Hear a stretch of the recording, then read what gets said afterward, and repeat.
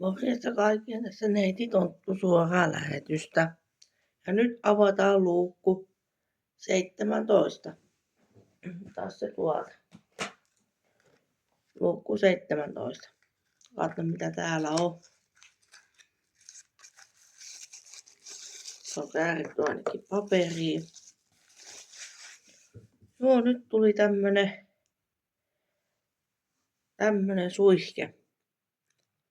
Tuli sieltä kalenterista. Luukku 17. Laitetaan tää kansi kiinni. Laitetaan se tonne noin päin.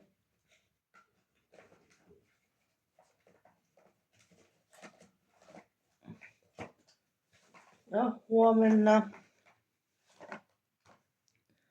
avataan luukku 18. Kyllä, se avataan sitten huomenna.